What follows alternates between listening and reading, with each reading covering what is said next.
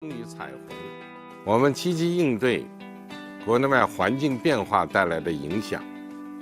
China is open for business, but there's a catch. According to top analysts, Beijing won't budge on trade talks unless Washington acts first. So, what does this diplomatic standoff mean for the world's biggest economies? Is it strategy or stubbornness? And could this define the next chapter of U.S.-China relations? From tariffs to tech wars, we're unpacking what's really going on and who holds the upper hand. The U.S.-China trade relationship has always been complicated, but over the past few years, it's shifted from competition to confrontation. What started under the Trump administration as a tariff war has evolved into a full-spectrum rivalry, covering everything from advanced tech to global influence. Back in 2018, Trump launched a series of aggressive tariffs targeting Chinese imports, citing unfair trade practices and intellectual property theft. China hit back with tariffs of its own, and the world's two largest economies became locked in a tit-for-tat economic showdown. While a partial deal was signed in 2020, it didn't resolve the deeper issues, and tensions have only continued to simmer. Under President Biden, the tone has changed, but not the policy. The White House has kept many Trump-era tariffs in place and even expanded restrictions, particularly on high-tech exports like semiconductors, AI, and 5G technologies.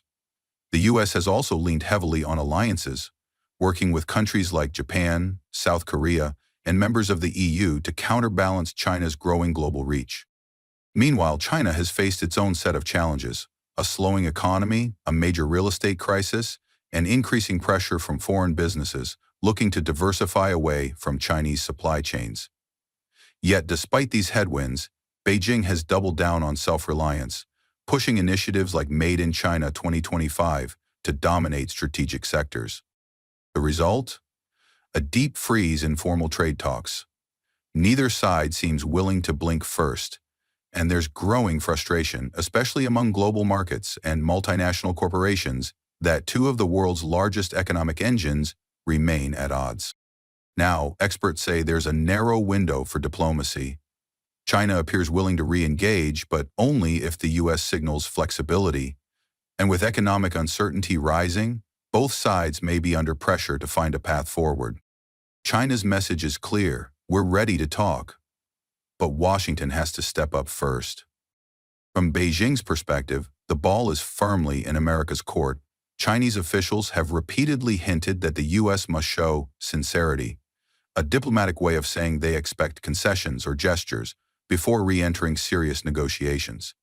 But this isn't just posturing, it's strategy. First, there's face. In Chinese political culture, image and respect are central to any negotiation. China sees the trade war not just as an economic dispute, but as an insult to its national dignity. For Beijing to come to the table now without a sign of goodwill from the U.S. would be seen as weakness. And for Xi Jinping, whose leadership rests on strength and stability, that's not an option. Second, China is dealing with internal pressure. Its economy has hit turbulence. Youth unemployment is high, consumer confidence is shaky, and foreign companies are diversifying away from Chinese factories. Despite these issues, China is pushing a narrative of resilience and global leadership. To maintain that narrative, Beijing is framing itself as the more reasonable partner in this global standoff, willing to talk, but not desperate. There's also the tech war. U.S. export controls have hit China's ambitions hard, especially in semiconductors and AI.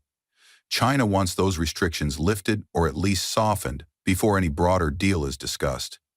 This is a red line for Beijing, and they won't come to the table without seeing movement from Washington first. Finally, China is carefully watching U.S. politics. With a presidential election around the corner, they may believe time is on their side. Why make concessions now when a change in administration could bring a softer tone or a new approach altogether?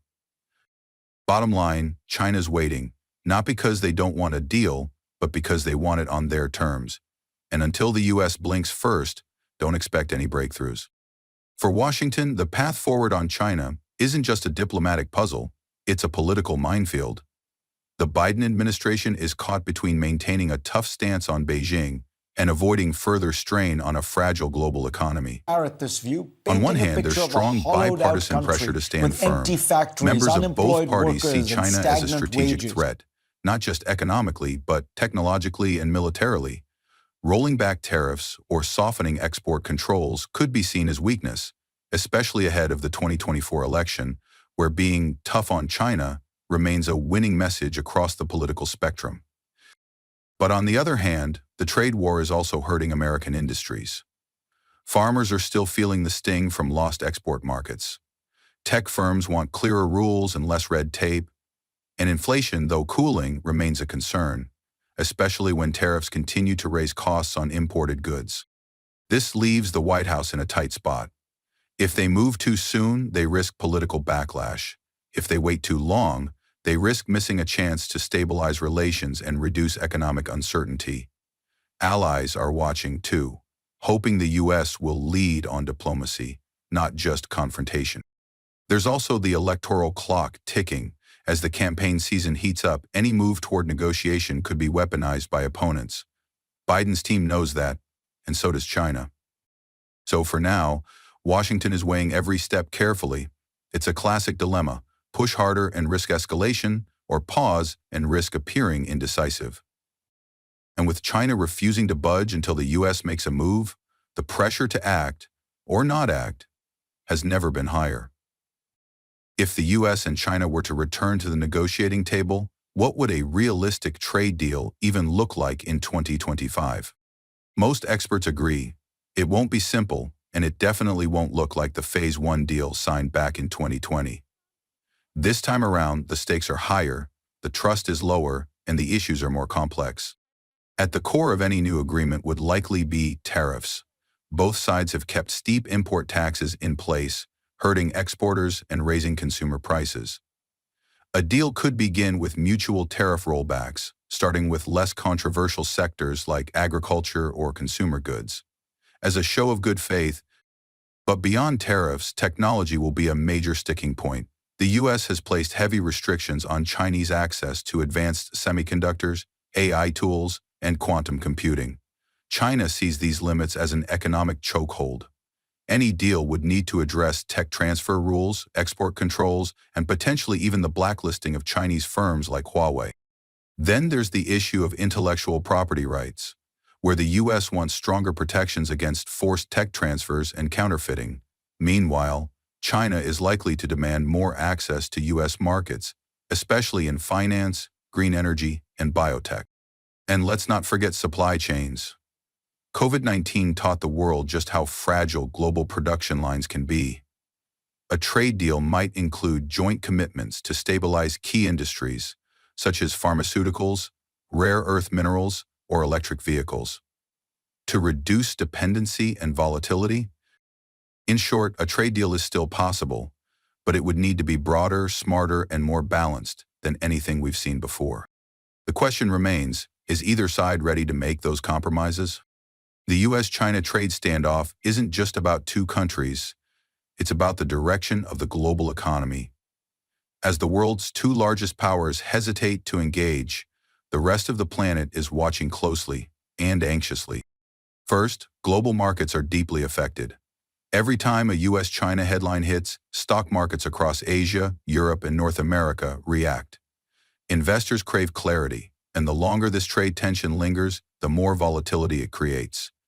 Companies holding billions in cross-border contracts are delaying investments, waiting for signs of stability. Second, supply chains remain in flux.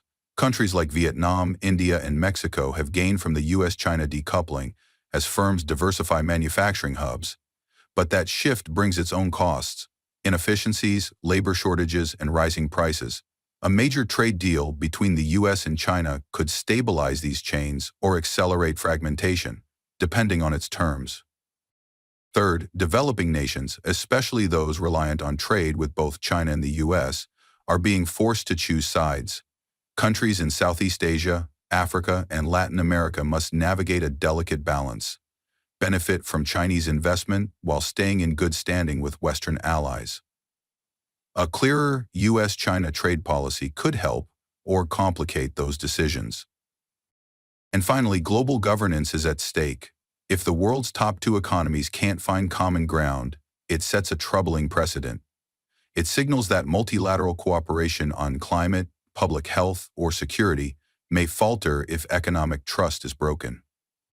So while the spotlight may be on Washington and Beijing, the ripple effects are truly global. Whether it ends in compromise or confrontation, the next move in this trade chess game could reshape the economic future for everyone.